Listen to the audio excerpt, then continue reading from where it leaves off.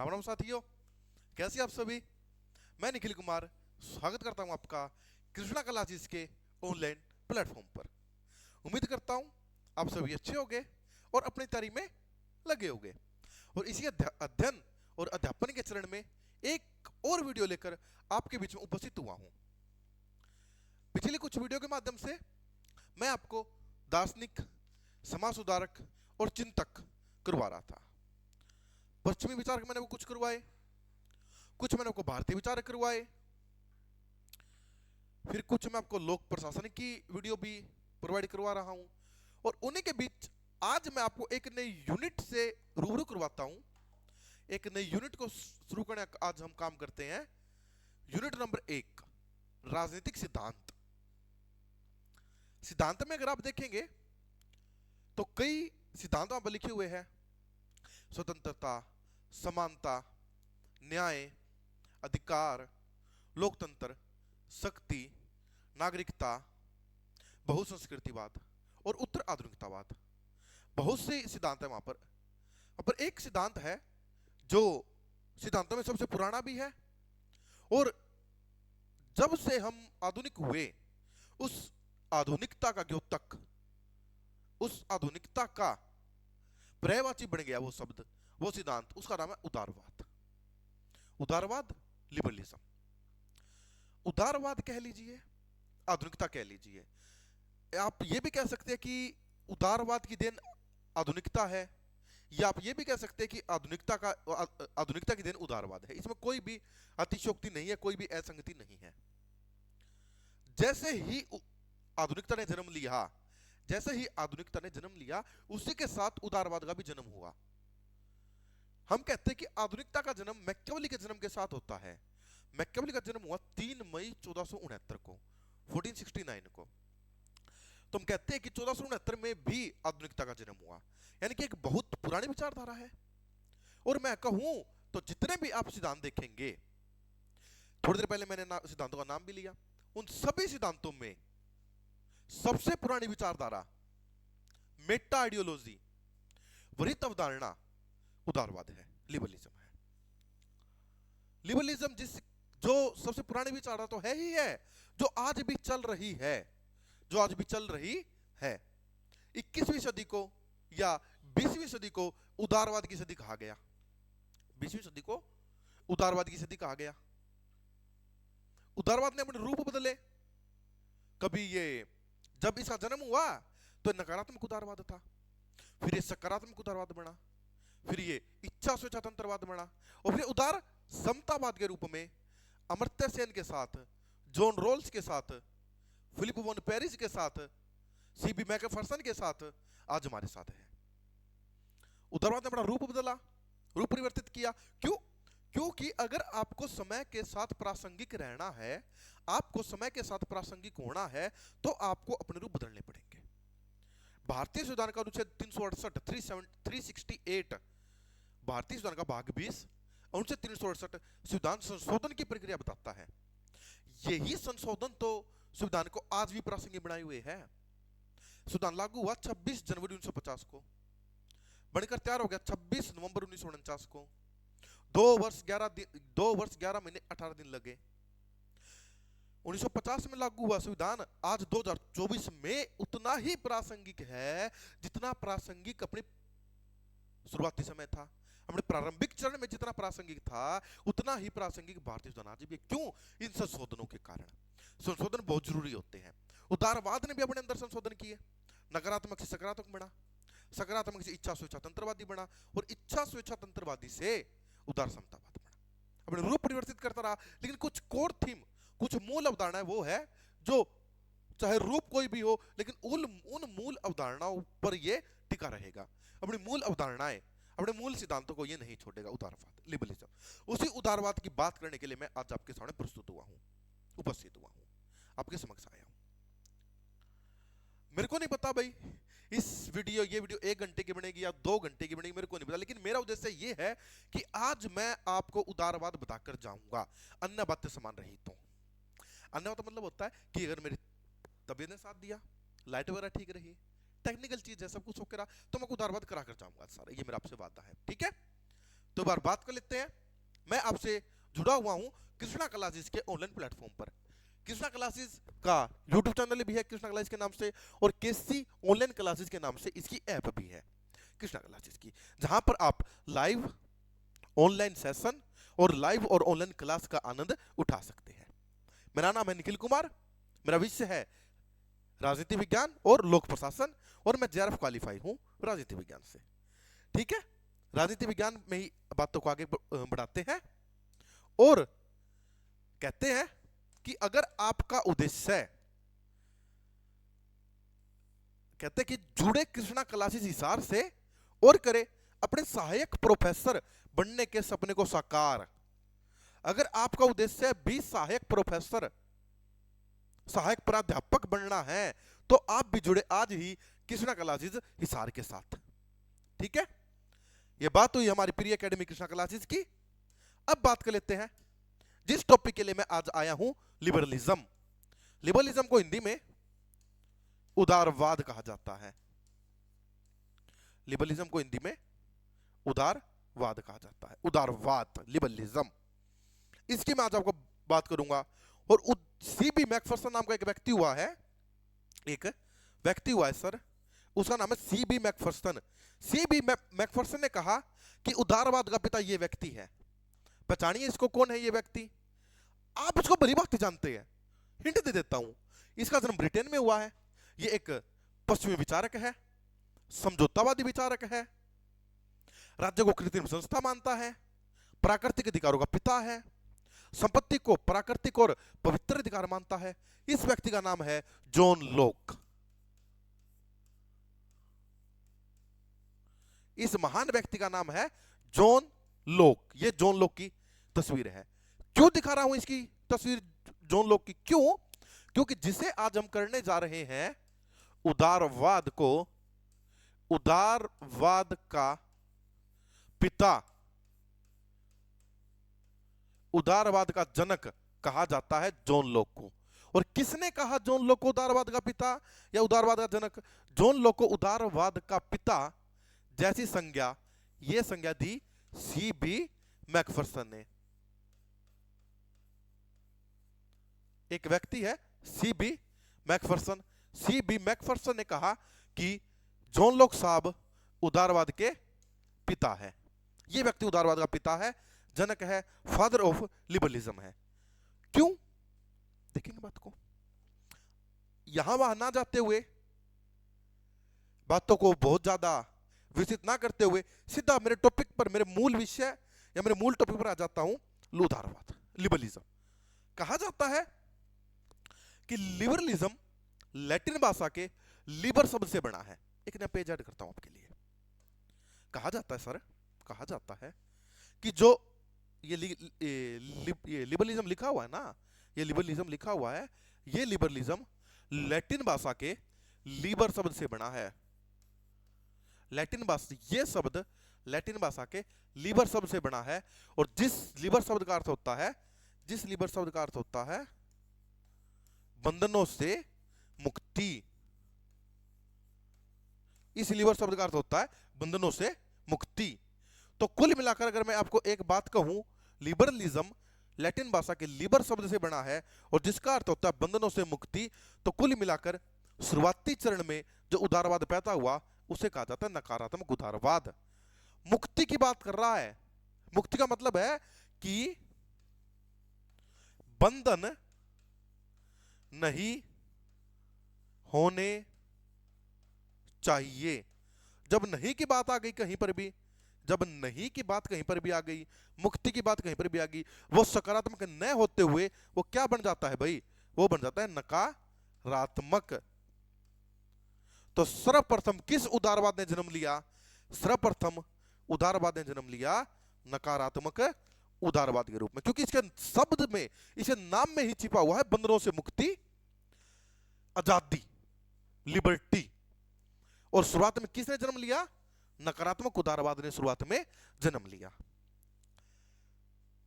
उदारवाद का घर ब्रिटेन को कहा जाता है, लेकिन उदारवाद का घर ब्रिटेन को कहा जाता है, उदारवाद का घर ब्रिटेन को कहा जाता है, लेकिन उदारवाद शब्द का सर्वप्रथम इस्तेमाल स्पेन में 1812 में किया गया।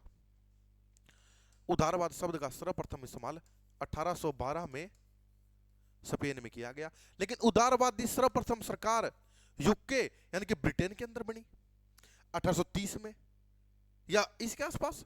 विग जो दल था, विग और टोरी, आपको पता होगा विग और टोरी, और जो लोग विग दल का सदस्य था लॉर्ड एसले के साथ, तो विग खुद को उदारवादी कहते थे। और उदारवादी सरकार भी ग्लैडस्टोन के नेतृत्व में यूके के अंदर सर्वप्रथम बनी। और 1840 के अंदर उदारवाद संपूर्ण यूरोप में फैल गया। 1840 के अंतर्गत 1840 के आसपास या इसके ही इर्द गिर्द उदारवाद संपूर्ण यूरोप में फैल गया और एक विचारधारा बन गई। और कहा गया कि 19वीं सदी उदारवाद की सदी है। यानी कि एक इतनी बड़ी विचारधारा बन गई है कि संपूर्ण 19वीं सदी को उदारवाद की सदी का नाम दिया गया।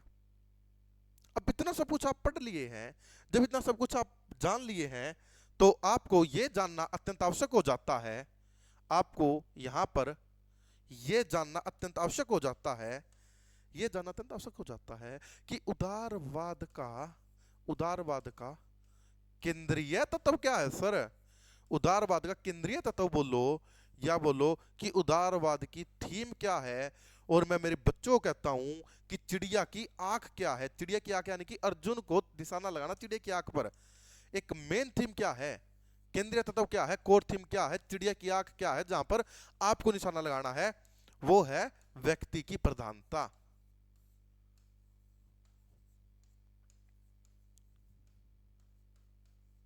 व्यक्ति की प्रधानता। और इसी व्यक्ति की प्रधानता को बहुत से आप जैसे और मेरे जैसे रिसर्च स्कॉलरों ने एक शब्द दिया है, व्यक्तिवाद। व्यक्ति की प्रधानता या व्यक्तिवाद, इंडिविजुअलिज्म, व्यक्तिवाद या व्यक्ति की प्रधानता उदारवादी की कोर थीम है। व्यक्ति की प्रधानता का मतलब क्या है? व्यक्ति की इस प्रधानता का मतलब है भाई, व्यक्ति की इस प्रधानता का मतलब है, इसको थोड़ा सा बार ऊपर कर देता हूं आपके लिए, बाद में इसको नीचे लेकर आऊंगा मैं। इस व्यक्ति की प्रधानता मतलब है कि हर चीज के केंद्र में व्यक्ति होगा। देखिए, कुछ बच्चे जिनको उदारवाद पहले से आता है उनको ये वीडियो थोड़ी सी स्लो लग रही होगी। स्वाभाविक बात है ये कि आपको ये लग रहा होगा कि सर बहुत धीरे धीरे पढ़ा रहे हैं, बहुत स्लो समझाने का तरीका है इनका। मैं मानकर चल रहा हूं कि मेरे साथ ऐसा बच्चा भी जुड़ा हुआ है जिसने पहली बार उदारवाद देखा है, पहली बार उनके कानों ने उदारवाद शब्द को सुना है, तो वीडियो उनको भी समझ में आए। और जिनको आता है उनके लिए भी कुछ एक्स्ट्रा चीजें हम बता रहा हूं। तो धैर्य और संयम दोनों चीजें बनाए रखेंगे। कहते हैं ना कि दुनिया के अंदर सबसे ज्यादा सफल वो व्यक्ति हुए जिनमें सबसे ज्यादा धैर्य था। वो व्यक्ति सबसे ज्यादा सफल होगा इस दुनिया में जिसमें सबसे ज्यादा धैर्य है। तो धैर्य बनाए रखें। जीरो से हीरो। अगर आपको उदारवाद का ऊ भी नहीं पता था, आपको ऊ का उदारवाद का ऊ पता चल गया है, तो उदारवाद के ऊ से लेकर दै तक सफर हम करेंगे। और सारा का सारा उदारवाद मैं आपको इस वीडियो के माध्यम से, इस चलचित्र के माध्यम से करवाऊंगा। व्यक्ति, हर चीज का केंद्र में व्यक्ति होगा। किसके केंद्र में व्यक्ति होगा? दर्शन का केंद्र व्यक्ति, अध्ययन का केंद्र व्यक्ति, जो चित्र निर्माण हो रहे हैं उनका केंद्र व्यक्ति, और जो भी कार्य हो रहा है प्रत्येक कार्य केंद्र व्यक्ति। साध्य व्यक्ति के अनुसार स्थापित होंगे, साधन व्यक्ति के अनुसार होंगे। नैतिक क्या है, अनैतिक क्या है, नैतिकता और अनैतिकता का निर्धारण व्यक्ति के अनुसार होगा। तो एक बात है यहां पर, व्यक्ति होगा साध्य, व्यक्ति साध्य होगा, व्यक्ति होगा साध्य, और राज्य होगा व्यक्ति का साधन। यानी कि हर चीज व्यक्ति के लिए की जाएगी। यहां पर हर चीज के केंद्र में किसे रखा जाएगा? हर चीज के केंद्र में व्यक्ति को रखा जाएगा। अगर व्यक्ति को सुख प्राप्त हो रहा है, हाँ लिखो यहां पर सुख का पैमाना क्या है, दुख का पैमाना क्या है, व्यक्ति तय करेगा कि ये चीज सुखी है, ये चीज दुखी है।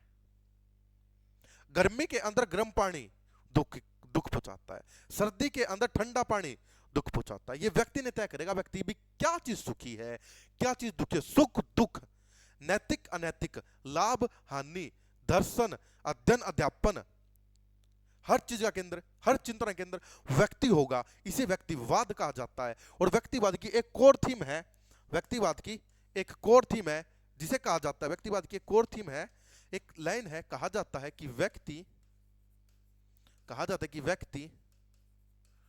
साध्य है, व्यक्ति साध्य है, वह राज्य साधन है।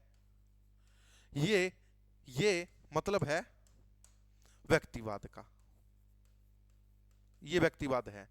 कहते हैं कि जहां पर व्यक्ति तो साध्य है, यानी साध्य मतलब होता है उद्देश्य, उद्देश्य मतलब होता है एम, और साधन का मतलब होता है भी किस तरीके से आप उसको प्राप्त करते हैं, तरीका। आपको हिसार आना है तो उद्देश्य आपका हिसार पहुंचना, और बस है आपका हिसार पहुंचना साधन। तो व्यक्ति साध्य है हर चीज का, व्यक्ति हर चीज का साध्य है, और राज्य उसको प्राप्त करने का साधन है। ठीक है, ये व्यक्तिवाद होता है, यानी कि हर चीज के अंदर व्यक्ति होगा और अन्य नहीं होगा। देखिए अगर नीचे आए तो बात कर लेते हैं। अरे भाई देखो, ये है व्यक्तिवाद, यानी हर चीज के अंदर में व्यक्ति। किस चीज के अंदर व्यक्ति सर? सुख दुख, दर्शन अध्ययन, जो चित्र बनेंगे व्यक्ति के बनेंगे, कार्य होगा व्यक्ति के अनुसार होगा, राज्य साधन होगा, साध्य व्यक्ति होगा, और नैतिकता और अनैतिकता सब कुछ व्यक्ति खुद तय करेगा। सब चीज के अंदर सब चीज का मूल्य व्यक्ति होगा। और नीचे आए तो हमको समझाने का प्रयास कर रहा था उदारवाद। देखिए केंद्रीय तत्व कोर वैल्यू क्या थी इसकी? केंद्रीय तत्व कोर वैल्यू क्या थी इसकी? व्यक्ति की प्रधानता या व्यक्तिवाद। और यहां पर हमने व्यक्तिवाद को समझने का प्रयास किया। हर चीज के अंदर में हमने किसको रखा? व्यक्ति को रखा। और एक कोर थीम पढ़ी हमने व्यक्तिवाद की कि क्या? व्यक्तिवाद की कोर थीम है कि व्यक्ति साध्य है और राज्य उस व्यक्ति का राज्य साधन है। ये व्यक्तिवाद होता है। ठीक है, अब आगे बढ़ चलता हूं मैं धीरे धीरे। आगे देखिए, डेविड हीटर कहते हैं कि उदारवाद का सार स्वतंत्रता है। अब समझेंगे इस चीजों भी क्या है। कहा गया एक चीज कहा गई कि उदारवाद क्या है। ये चीज देखो आप कि उदारवाद क्या है, क्या है उदारवाद। उदारवाद एक बौद्धिक आंदोलन है। उदारवाद एक बौद्धिक आंदोलन है। उदारवाद एक परंपरा है, या परंपरा का मेरा मतलब परंपरा ना ले, थोड़ा सा डिबेटफुल वर्ड हो जाएगा यहां पर परंपरा। उदारवाद देखिए कि एक जीने का तरीका है। उदारवाद कोई अवधारणा ही नहीं, उदारवाद एक जीने का तरीका है कि आप किस तरीके से अपना जीवन यापन करते हैं, रूढ़िवादी तरीके से या उदार तरीके से। व्यक्ति भी देख जाता है ना, आप कहते हो ना कि सर आप बड़े उदार हो, आप बड़े लिबरल हो, तो उदारवाद एक जीने का तरीका भी होता है। जिस प्रकार लोकतंत्र जीने का तरीका है ना, उसी प्रकार उदारवाद भी जीने का तरीका है। उदारवाद एक भौतिक आंदोलन है। और कहें तो उदारवाद का जन्म आधुनिकता से हुआ है। और मैं एक बात लिखूं तो कोई अतिशयोक्ति नहीं होगी, उदारवाद आधुनिकता की देन है। यानी आधुनिकता का आगमन माना जाता है जब 3 मई 1469 को मैकियावेली, जिसे मैक कहता हूं, मेरे प्रिय दार्शनिकों में से एक है मैकियावेली, मैक। जब मैकियावेली का जन्म हुआ इटली के फ्लोरेंस शहर में, तब कहा जाता है कि आधुनिकता आई। क्योंकि इसने जो बातें मध्यकाल में चलती थी ना, ये सेंट थॉमस एक्विनास या सेंट ऑगस्टाइन या सेंट साइमन, ये जिसे मानते थे, इसने उस बात को नहीं माना। और इसने कैसे मूल्य दिए? इसने आधुनिक मूल्य दिए। और उसी आधुनिकता की देन है उदारवाद। एक भौतिक आंदोलन है, एक जीने का तरीका है, और एक आधुनिकता की देन है। और डेविड हीटर तो यहां तक कहते हैं कि इस उदारवाद का सार स्वतंत्रता है। इसको देखेंगे, कहा जाता है कि इस उदारवाद का सार है स्वतंत्रता। उदारवाद का सार स्वतंत्रता है। समानता और स्वतंत्रता दो के बीच में झगड़ा होता है। समानता को ले लिया समाजवादियों ने और स्वतंत्रता को ले लिया उदारवादियों ने। देखेंगे आगे चलकर बात करेंगे। ठीक है, और 1688 की गौरवपूर्ण क्रांति को उदारवादी क्रांति कहा जाता है। 1688 की गौरवपूर्ण क्रांति को 1688 की जो गौरवपूर्ण क्रांति है, जिसे रक्तहीन क्रांति भी कहा जाता है, उसको उदारवादी क्रांति कहा जाता है। मैंने बताया कि 1688 की गौरवपूर्ण क्रांति में चार्ल्स द्वितीय को फांसी दे दी गई थी और चार्ल्स द्वितीय की बेटी मैरी और मैरी का पति William of the orange Britain के राजा बन गए थे। और इन्होंने अगले ही साल 1689 में बिल ऑफ राइट पर हस्ताक्षर कर दिए थे। ये एक अलग बात है, इसको फिर कभी चर्चा और परिचर्चा का केंद्र बनाएंगे। ये एक अलग बात है कि इन्होंने फिर बिल ऑफ राइट्स पर हस्ताक्षर कर दिए थे और कह दिया था कि अब ये है बिल ऑफ राइट्स। ठीक है, 1688 की गौरवपूर्ण क्रांति को उदारवादी क्रांति कहा जाता है। कहते हैं कि इसी क्रांति के बाद ही उदारवाद का जन्म हुआ है मूल रूप से। एक बौद्धिक आंदोलन क्यों है? क्योंकि उदारवाद व्यक्ति को ऐसी परिस्थितियां या ऐसी स्थितियां प्रदान करता है जिसे व्यक्ति खुलकर अपने जीवन यापन करता है और नए नए विचारों को पैदा करता है अपने अंदर। ऐसी परिस्थितियां और ऐसी स्थितियां या ऐसा माहौल उदारवाद आपको प्रदान करता है जहां पर आपकी थिंकिंग बिल्ड होती है, आप कुछ नया नया सोचते हो, आप रूढ़िगत विचारों से, पुराने विचारों से आजाद हो जाते हो और नए विचारों को अपने अंदर अपना लेते हो, उसे कहा जाता है उदारवाद। ठीक है, और लोस्की ये बात कहते हैं कि उदारवाद मध्यम वर्ग की विचारधारा है। लोस्की ये बात कहते हैं कि उदारवाद मध्यम वर्ग की विचारधारा है। उदारवाद मध्यम वर्ग की विचारधारा है। और हेराल्ड लोस्की ये भी कहते हैं कि ये एक आदत है जीवन जीने की, यानी कि आपको आदत पड़ गई ना, तो एक आदत है जीवन जीने की। It's clear. अब बिना इधर उधर जाते हुए उदारवाद की कुछ तत्व कर लेते हैं। ठीक है, एक नया पेज ऐड करता हूं आपके लिए, एक बड़ा पेज हो गया। तो पहला कहते कि मानव विवेकशील है। मानव को इधर से लिखना शुरू कर देते हैं भाई। मानव को विवेकशील प्राणी कहते हैं। विवेक कहते हैं कि प्रत्येक मानव, कोई व्यक्ति मानव भोला भाला नहीं होता, प्रत्येक व्यक्ति में, प्रत्येक मानव में क्या होता है? विवेक होता है। और प्रत्येक मानव रैशनल होता है। प्रत्येक मानव में क्या है? विवेक है। और व्यक्ति विवेकशील है और वो सोच सकता है कि मेरे लिए क्या अच्छा है, क्या बुरा है। समझे? व्यक्ति के लिए क्या अच्छा है, क्या बुरा है, इसका सर्वोत्तम निर्धारण मैं खुद कर सकता हूं, ना कि मेरे लिए कोई और करेगा। मेरे लिए क्या चीज अच्छी है, मेरे लिए क्या चीज बुरी है, अच्छे और बुरे का निर्धारण मैं खुद करूंगा। क्यों? क्योंकि मैं विवेकी हूं, मैं विवेकशील हूं, मेरे अंदर मस्तिष्क है, मेरे अंदर दिमाग है। ठीक है, व्यक्ति विवेकशील है, जिसकी मूल अवधारणा में से एक है उदारवाद की। नंबर 2, अधिकार प्राकृतिक है। किस अधिकारों को मानते हैं? प्राकृतिक अधिकारों को। अधिकार प्राकृतिक है मतलब राज्य की हस्तक्षेप को कम कर देते। कहते हैं अधिकार प्राकृतिक है। कहते कुछ अधिकार जन्म के साथ हमारे साथ होते हैं, जन्म के साथ। जैसे आपने जन्म लिया, जैसे मैंने जन्म लिया, सिर, आंख, नाक, हाथ, पैर, लीवर, गुर्दा, किडनी, हृदय, सब कुछ था मेरे अंदर। उसी प्रकार मेरे पास प्राकृतिक अधिकार भी थे। मेरे पास प्राकृतिक अधिकार भी थे मेरे बच्चों। इन्हीं प्राकृतिक अधिकारों को आज आप मानव अधिकार के नाम से जानते हैं। मानव अधिकार बोले तो ह्यूमन राइट। ह्यूमन राइट कौन से है? किसी भी मानव को मानव होने के नाते जो अधिकार प्राप्त होते हैं वो ह्यूमन राइट होते हैं। एक पशु को प्राप्त नहीं होते, एक मानव को प्राप्त होते हैं। चाहे उसका कोई भी जाति, कोई धर्म, कोई लिंग, कोई जन्म स्थान, कोई उद्भव स्थान, कोई मूल वंश, कुछ भी रहा हो आपका, लेकिन अगर आप मानव है तो प्राकृतिक अधिकार मिलेंगे। जॉन लॉक प्राकृतिक अधिकारों का पिता है। वो कहते 3 होते हैं, ये आगे चलकर बात करेंगे इसी में। संवैधानिक शासन, राजतंत्र लागू नहीं होगा यहां पर, शासन होगा संवैधानिक। यानी कि किसके हिसाब से शासन होगा? संविधान के हिसाब से शासन होगा, संवैधानिक शासन होगा। संवैधानिक शासन राजा पर भी संविधान लागू होगा।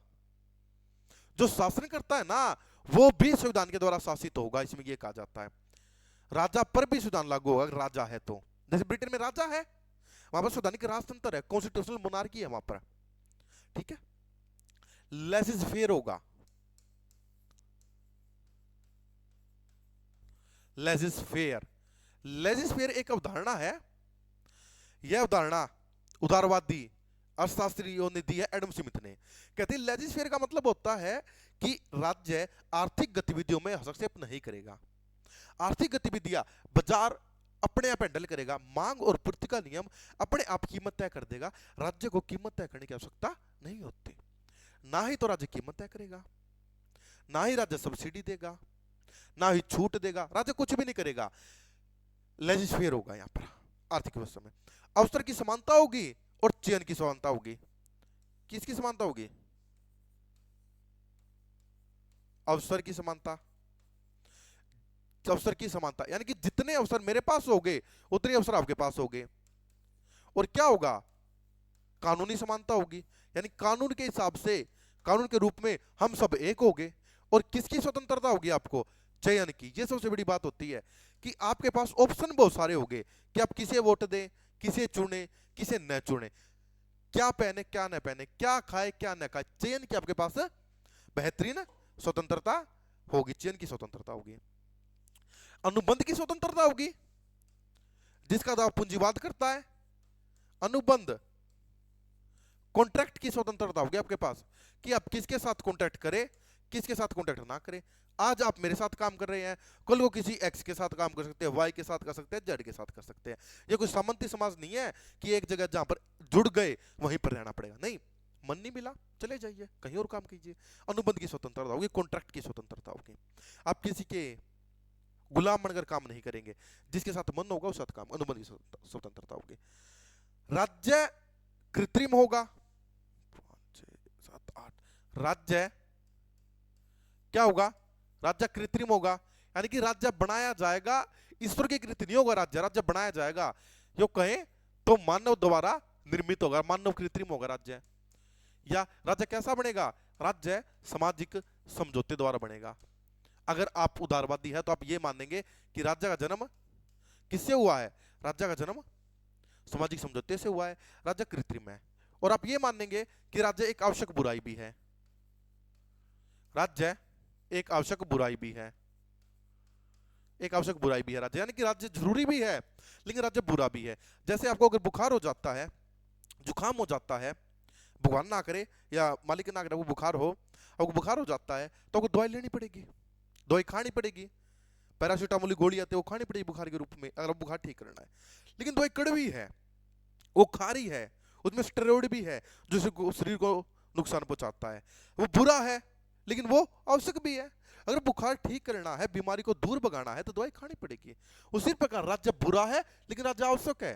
राज्य बुरा है, यह मानव की गतिविधियों में हस्तक्षेप करता है, लेकिन हमको फिर भी राज्य चाहिए भाई। राज्य बिना बात नहीं बन सकती। व्यक्ति नैतिक कितना ही हो जाए लेकिन राज्य उसको फिर भी चाहिए। तो राज्य को और क्या मानते हैं? ये कहते हैं राज्य के बारे में, रात्रि प्रहरी राज्य, नाइट वॉचमैन जिसको कहा जाता है, ये राज्य को कहते हैं पुलिस राज्य, कहते हैं राज्य को ये कि राज्य क्या है? पुलिस की तरह है। और राज्य का एक ही काम है, कोई कल्याणकारी गतिविधियां नहीं करना, लॉ एंड ऑर्डर को संभालना। और इसे कहा जाता है राज्य सीमित है। कैसा राज्य चाहते हैं ये? Limited state. सीमित राज्य चाहते हैं जो कल्याणकारी गतिविधियां न करे, इसको कहा जाता है लिमिटेड स्टेट। इसको कहा जाता है लिमिटेड स्टेट है, वो कल्याणकारी गतिविधियां नहीं करता, लॉ एंड ऑर्डर बनाए रखता है। जैसे एक चौकीदार पहरा देता है, चौकीदार का काम क्या है? अगर आप भूख से मर रहे हो, चौकीदार वो खाना नहीं देगा, चौकीदार आपको खाना नहीं देगा। चौकीदार आपकी सुरक्षा कर देगा, आपकी संपत्ति की सुरक्षा चौकीदार कर देगा, आपकी संपत्ति कोई नहीं छीनेगा, इस बात की गारंटी है। आप भूखे मरो, प्यासे मरो, चौकीदार को कोई मतलब नहीं होता। उसे पुलिस राज्य इसको कहा जाता है, नाइट वॉचमैन इसको कहा जाता है, रात्रि प्रहरी राज्य कहा जाता है, पुलिस राज्य कहा जाता है। लॉ एंड ऑर्डर बनाने का काम है और ये सीमित राज्य होता है, कल्याणकारी गतिविधियां ये नहीं करता। और इसमें कहा जाता है, सबसे बड़ी बात है इसकी, पूंजीवादी अर्थव्यवस्था को इसमें अपनाया जाता है। अर्थव्यवस्था कैसी होगी? पूंजीवादी। तो प्राइवेट प्रॉपर्टी का समर्थन करता है, प्राइवेट प्रॉपर्टी भी होगी। पूंजीवादी अर्थव्यवस्था है तो प्राइवेट प्रॉपर्टी भी होगी। ठीक है भाई, ये कुछ इसकी विशेषताएं मैंने वो बताने का प्रयास किया उदारवाद की। क्या इसमें कुछ और विशेषताएं हम ऐड कर सकते हैं अपनी तरफ से? बिल्कुल कर सकते हो सर, आप अपनी तरफ से ऐड। किस पर बल दिया जाएगा? स्वतंत्रता पर बल दिया जाएगा। समानता पर बल नहीं देंगे, ये बल देंगे स्वतंत्रता पर। कल्याणकारी गतिविधियां बंद कर देंगे। राज्य कृत्रिम होगा, मानव के द्वारा बनाया जाएगा। किस प्रकार बनाया जाएगा? सामाजिक समझौता करके बनाया जाएगा। राज्य साधन है और व्यक्ति साध्य है। पूंजीवादी अर्थव्यवस्था है, प्राइवेट प्रॉपर्टी का समर्थन करते हैं, ये निजी संपत्ति का समर्थन करते हैं। और राज्य का उद्भव भी, राज्य का, इसकी एक बात और होती है, राज्य का उद्भव, एक तो राज्य का ये काम है, राज्य का उद्भव भी प्राइवेट प्रॉपर्टी की रक्षा के लिए हुआ है, रक्षा के लिए हुआ है। कि राज्य क्यों बना है? ताकि हमको क्या चाहिए? हमको हमारी प्राइवेट प्रॉपर्टी की सुरक्षा करनी है, इसके लिए राज्य का उद्भव हुआ है मेरे बच्चों। ठीक है, ये सी कुछ बातें, कुछ कोर थीम 15 बातें मैंने को बता दी। ये उदारवाद को समझने के लिए सहायक तत्व हो सकता है आपके लिए, आप उदारवाद को यहां से समझ सकते हो। ठीक है, अब मैं चलता हूं उदारवाद की केंद्रीय थीम पर। जो ये तो देखिए, ये तो पूर्ण रूप से हो गया, अब हमको एक एक चीज को उठाकर पढ़नी पड़ेगी। उदारवादी केंद्रीय थीम क्या है उसको समझने का प्रयास करते हैं। उदारवादी केंद्रीय थीम, कोर वैल्यू, चिड़िया की आंख को पढ़ते हैं जो कहता हूं बच्चों को। नंबर 1, उदारवाद की सबसे बड़ी केंद्रीय थीम है व्यक्तिवाद। इसको जरूर अपनी कॉपी के अंदर लिखेंगे।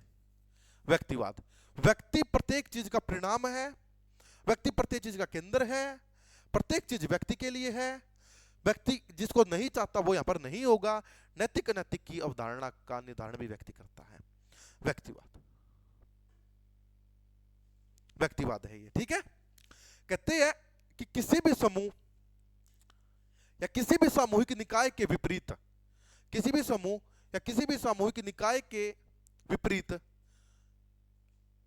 व्यक्ति को सर्वोच्च महत्व प्रदान करता है। ये सबसे ज्यादा सर्वोच्च महत्व किसे प्रदान करेंगे?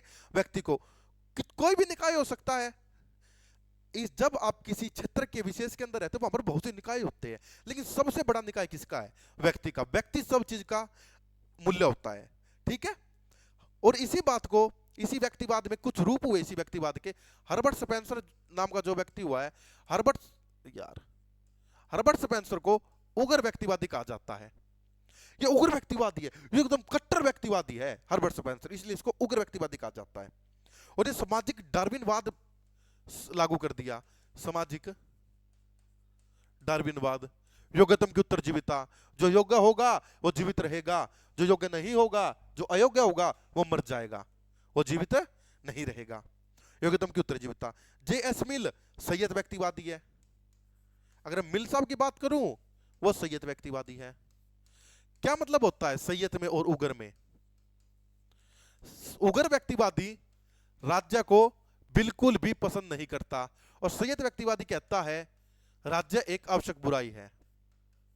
यानी कि राज्य होगा, बुरा है लेकिन फिर भी होगा। लेकिन ये है ना, जो उग्र है वो एकदम राज्य को नकार देता है, कहता राज्य कोई भी आवश्यकता नहीं है।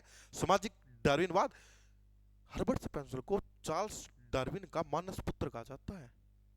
बहुत कट्टर समर्थक है ये हर्बर्ट स्पेंसर चार्ल्स डार्विन का। ठीक है, आगे देखिए। और इसी को वैज्ञानिक, इसको उग्र व्यक्तिवादी, सामाजिक डार्विनवादी और इसको वैज्ञानिक व्यक्तिवादी भी कहा जाता है। ये विज्ञान के माध्यम से व्यक्तिवाद को सिद्ध करने का प्रयास करता है, विज्ञान के माध्यम से। ठीक है, दूसरी कोर थीम है इसकी स्वतंत्रता। पहली कोर थीम थी व्यक्तिवाद, दूसरी कोर थीम है इसकी स्वतंत्रता। भी अगर आप उदारवाद को लागू करना चाहते हैं तो स्वतंत्रता को भी लाना पड़ेगा केंद्र में। स्वतंत्रता कौन सी? यहां पर कई प्रकार की स्वतंत्रता होती है, सुनिए मैंने तो। सामाजिक स्वतंत्रता, आर्थिक स्वतंत्रता, कानूनी स्वतंत्रता, अवसर की स्वतंत्रता। कौन सी स्वतंत्रता की बात कर रहे हो सर आप? तो सर मैं यहां पर बात कर रहा हूं कानून के तहत स्वतंत्रता की। कानूनी स्वतंत्रता मिलेगी आपको यहां पर। आप कानून के रूप में, आप कानून के हिसाब से हम सभी एक हैं। कानूनी स्वतंत्रता, फ्रीडम अंडर द लॉ, कानून के तहत रहते हुए स्वतंत्रता दी जाएगी आपको। समानता दूसरे नंबर पर है। अगर वरीयता देखें ना, वरीयता किसको प्राप्त है? स्वतंत्रता को। और समानता नंबर 2 पर है यहां पर। ठीक है, कहता व्यक्तियों को सभी के समान स्वतंत्रता के अनुरूप अधिकतम संभव स्वतंत्रता का आनंद लेना होगा। सबको समान स्वतंत्रता है। आपको उसके अनुरूप रहते हुए अधिकतम स्वतंत्रता का आनंद लेना होगा। यहां पर मेरे को एक उदाहरण समझ में आ रहा है अमेरिका का। अमेरिका में एक दार्शनिक ने समझाना स्वतंत्रता क्या होती है। उन्होंने कहा बारिश आ रही है और आप छाता लेकर चले, बारिश आ रही है आप छाता लेकर चले, आप अपने छाते को ऐसे ऐसे घुमा रहे हो, देखो ऐसे ऐसे ऐसे ऐसे, तो ये तो चलो मार कर, छाता क्या होता है, जितना बड़ा चौड़ा सा है छाता, उसकी कुछ पंख सी बाहर निकले होते इतने इतने, ऐसे ऐसे घुमा रहे हो।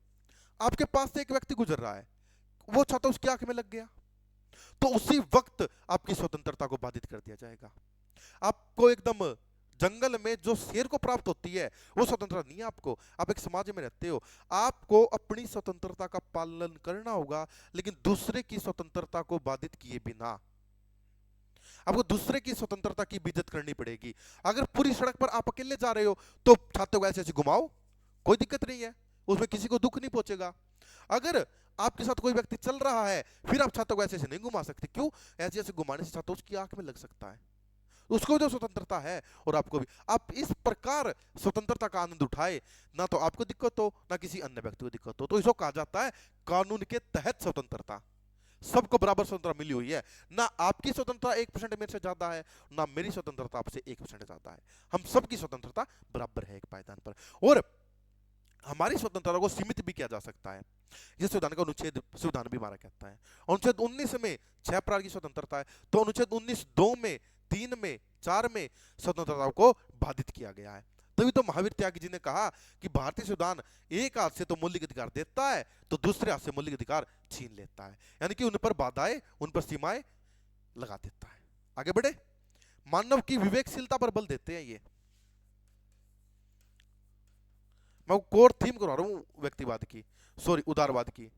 मानव की विवेकशीलता पर बल,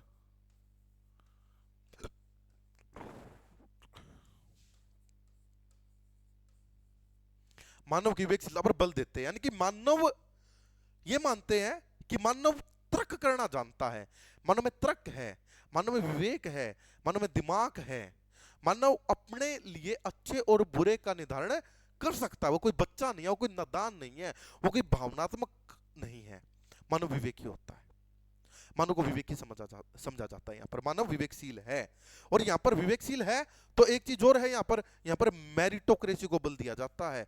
मेरिटोक्रेसी अपनी कॉपी के अंदर एक शब्द होना चाहिए, इस क्लास के बाद क्या शब्द होना चाहिए अभी कॉपी के अंदर, अभी कॉपी के अंदर होना चाहिए मेरिटोक्रेसी।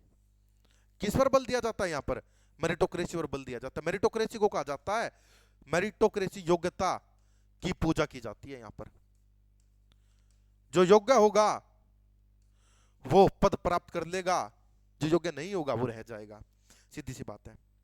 कानूनी स्वतंत्रता है, राजनीतिक स्वतंत्रता है, और अवसर की स्वतंत्रता यहां पर आपको प्रदान की जाती है। ठीक है, आगे बढ़ चले।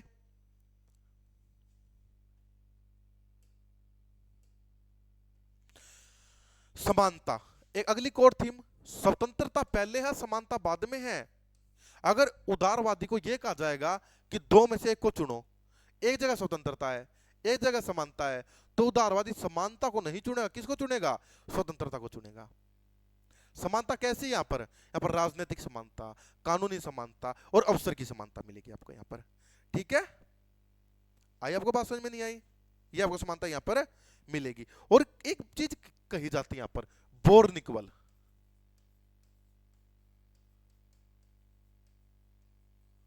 बोर्न इक्वल, समान पैदा, यानी कि सभी व्यक्ति समान पैदा हुए हैं, सबकी इज्जत समान है, सबकी प्रतिष्ठा समान है यहाँ पर। ठीक है, बोर्न इक्वल कहा जाता है यहाँ पर।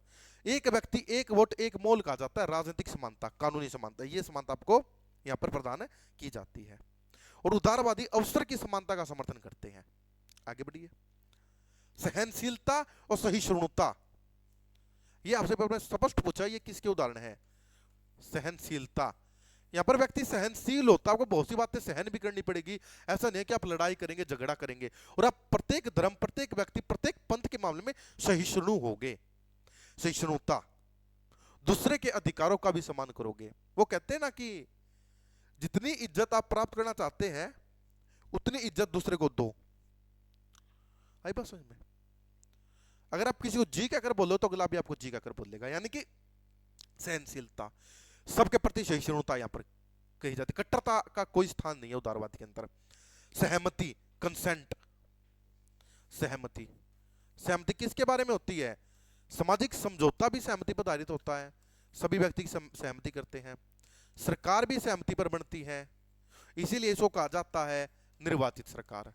अगर निर्वाचित सरकार है, सहमति पर बन रही है, तो मैं ये भी कह सकता हूं यहां पर क्या होता है? लोकतंत्र होता है। लोकतंत्र को यहां पर कौन सा लोकतंत्र होता है? यहां पर शिष्ट या यहां पर उदार लोकतंत्र होता है। उदार या शिष्ट लोकतंत्र के दो रूप है, या तो यहां पर होगा प्रत्यक्ष लोकतंत्र और यहां पर होगा अप्रत्यक्ष लोकतंत्र। लेकिन लोकतंत्र होता है, सहमति आधारित सरकार होती है, जिसको निर्वाचित सरकार भी कहा जाता है, और इसी के हिसाब से इसको कहा जाता है संवैधानिक शासन। और भी नाम दे सकता हूं यहां पर, सीमित सरकार, या आप कह सकते हो सीमित शासन। यहां पर तानाशाही की कोई जगह नहीं होती, या और कुछ भी कहना चाहो तो आप ये कह सकते हो यहां पर स्वतंत्र मीडिया। स्वतंत्र मीडिया यहां पर पाई जाएगी, वो किसी की गोदी मीडिया नहीं होती, वो स्वतंत्र होती है। स्वतंत्र न्यायपालिका यहां पर पाई जाती है उदारवाद के अंतर्गत। स्वतंत्र मीडिया है, स्वतंत्र न्यायपालिका है। और भाई क्या उदाहरण हो सकते हैं इसके? और उदाहरण इसका कुछ दिखे तो मैं एक मिनट मैं आपको बताता हूं। यहाँ पर शक्ति का विखंडन होता है, विकेंद्रीकरण पाया जाता है, केंद्रीकरण नहीं होता, विकेंद्रीकरण होता है। सरकार के रूप देखने को मिलते हैं आपको यहाँ पर, विकेंद्रीकरण होता है। लिखित संविधान होता है और व्यक्ति के अधिकार लिखे जाते हैं, व्यक्ति के अधिकार लिखे जाते हैं। या इसको मैं कह सकता हूं कि रिटन कॉन्स्टिट्यूशन होता है यहाँ पर, और रिटर्न राइट होते हैं यहाँ पर। या आप ये भी कह सकते हैं कि फंडामेंटल राइट व्यक्ति को प्राप्त होते हैं यहाँ पर। ठीक है, ये कुछ उदारवाद की विशेषताएं है। सार्वभौमिक वैश्विक मताधिकार होता है, प्रतिनिधित्वकारी सरकार भी हो सकती है, या प्रत्यक्ष अप्रत्यक्ष कुछ भी हो सकता है लोकतंत्र। सिविल सोसाइटी होती है, आवधिक चुनाव होते हैं, निष्पक्ष चुनाव होते हैं। ये इसकी उदारवाद की विशेषताएं हैं। इट्स क्लियर और नोट? That is clear. इसके बाद सीधा मैंने आपको उदारवाद का शास्त्रीय रूप करवाना है, वो आपको कल ही कराऊंगा भाई। आज थोड़ी सी वीडियो लंबी हो जाएगी, मेरा उद्देश्य तो ये था कि मैं संपूर्ण कराऊं, लेकिन थोड़ी वीडियो लंबी हो जाएगी, 2-3 घंटे की बन जाएगी। तो उदारवाद का थोड़ी सी बात और कर लेते हैं, 10 मिनट। उदारवाद जन्म इंग्लैंड में हुआ, फिर ये फ्रांस और अमेरिका होते हुए पूरे यूरोप में 1840 तक फैल गया था। 19वीं सदी संपूर्ण रूप से उदारवाद की सदी कहा गया। लेकिन इससे पहले मैं वो कराता हूं कि उदारवाद केवल सामाजिक क्षेत्र में नहीं होता। उदारवाद सामाजिक, राजनीतिक और आर्थिक तीनों क्षेत्र में होता है। देखिए, बस ये बताऊंगा आज मैं आपको, उदारवाद तीनों क्षेत्र में होता है। किसी क्षेत्र में? सामाजिक में उदारवाद होता है, राजनीतिक क्षेत्र में उदारवाद होता है, और आर्थिक क्षेत्र में उदारवाद होता है। सामाजिक क्षेत्र में उदारवाद होगा तो उसका क्या मतलब है, वहां पर क्या क्या परिवर्तन आपको करने पड़ेंगे अगर आप सामाजिक क्षेत्र में उदारवाद लागू करना चाहते हैं? तो सर्वप्रथम तो आपको यहां पर राइट टू लाइफ देना पड़ेगा, जीने का अधिकार। प्रत्येक व्यक्ति को जीने का अधिकार होगा सामाजिक क्षेत्र के अंतर्गत। नंबर 2, समाज के अंदर प्रत्येक व्यक्ति को कानूनी समानता देनी पड़ेगी, यानी कि वो कहते हैं ना वॉर इक्वल, कानून के हिसाब से सभी समान होंगे। नंबर 3, अंतःकरण की आपको यहां पर स्वतंत्रता देनी पड़ेगी, यानी कि जो व्यक्ति जिस धर्म या जिस पंथ को अपनाना चाहता है उसे अपनाए, उसे रखे, उसकी मर्जी है, उसके अनुसार आचरण करे, कोई मतलब नहीं है। नंबर 4, वाक व अभिव्यक्ति की स्वतंत्रता आपको देनी पड़ेगी, यानी कि समाज के अंदर प्रत्येक व्यक्ति को बोलने का, विचारने का, बात करने का, अभिव्यक्त करने का अधिकार होगा, आप उस पर प्रतिबंध नहीं लगा सकते। नंबर 5, आपको समाज में प्रत्येक व्यक्ति को चयन की स्वतंत्रता देनी होगी कि वो किस प्रकार अपना जीवन यापन करता है, ये उसका मर्जी है, ये उसकी स्वतंत्रता है। चयन की स्वतंत्रता होगी सामाजिक क्षेत्र में। और क्या होगा सामाजिक क्षेत्र में? विशेषाधिकार नहीं होंगे भाई, प्रिविलेजेस नहीं होंगे। विशेषाधिकार क्या होते हैं? विशेषाधिकार कुछ विशेष व्यक्तियों को मिले होते हैं। क्या भारतीय संविधान में विशेषाधिकार का वर्णन है? बिल्कुल है भाई, भारतीय संविधान में अनुच्छेद 105 इनका वर्णन करता है, अनुच्छेद 194 इनका वर्णन करता है, अनुच्छेद 361 इनका वर्णन करता है।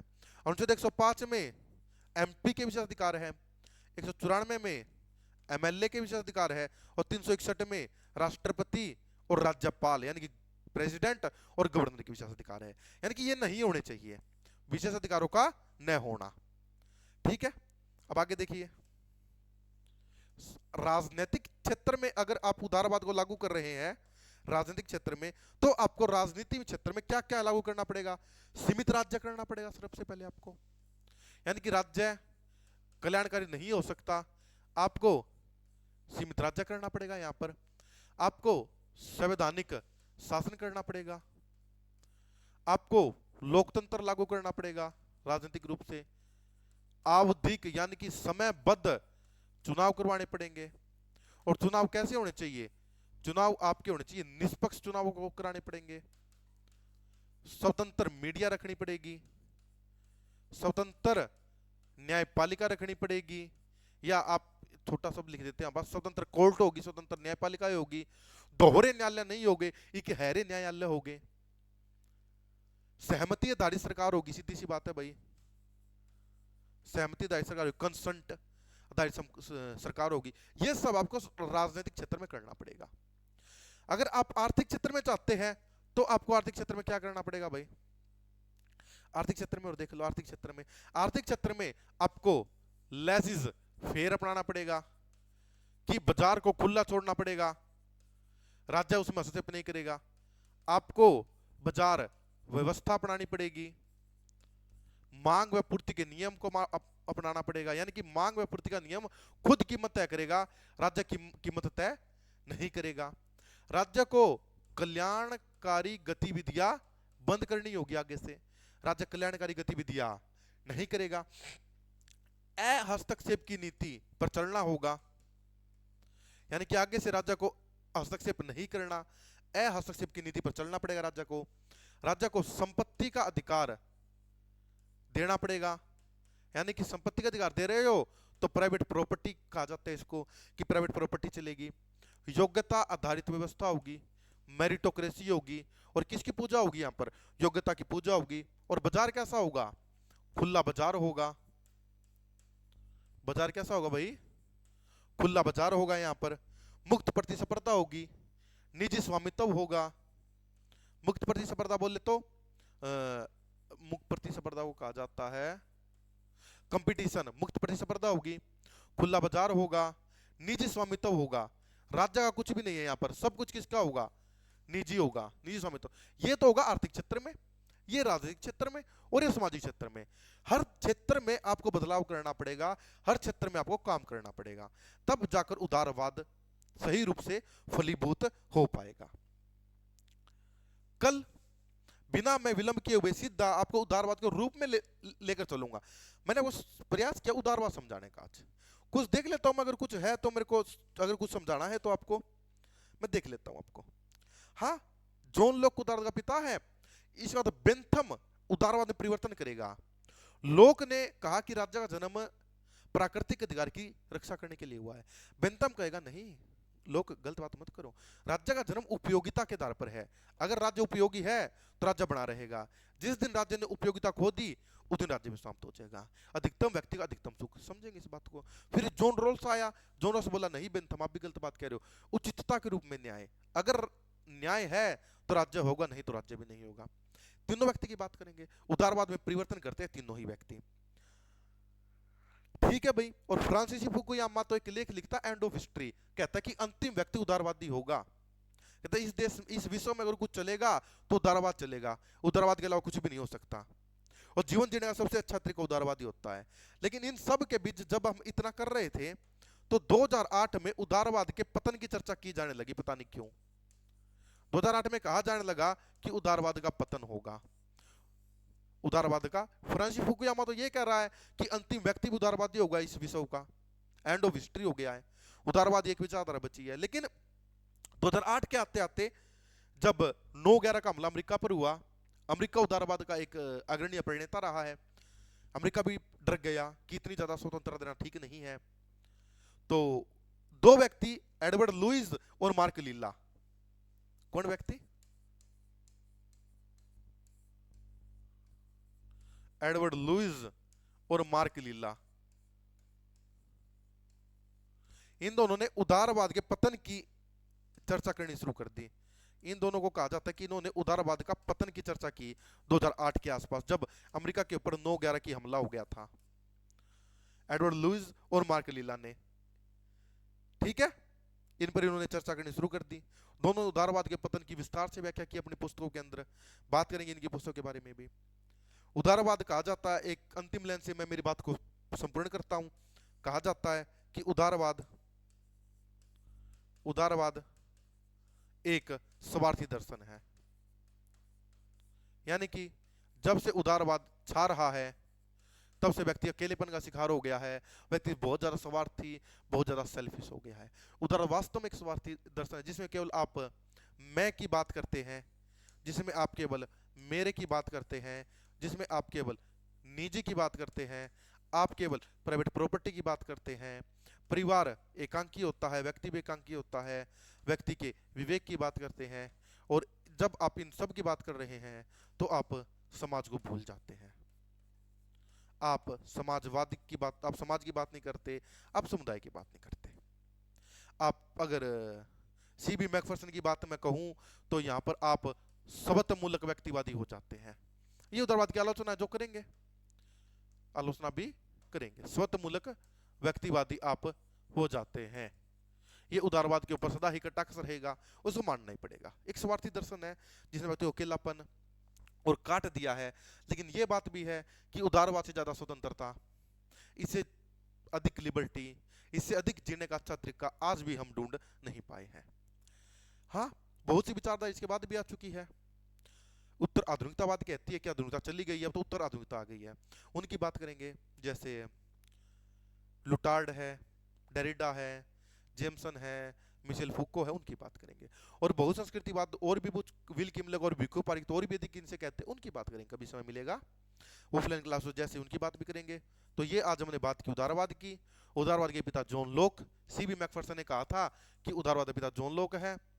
इसके बाद ये तो खाली पेज है भाई। इसके बाद हमने आज बात की लिबरलिज्म, लैटिन भाषा से बना है, बंधनों से मुक्ति। सर्वप्रथम जो उदारवाद आया उसे नकारात्मक उदारवाद कहा गया।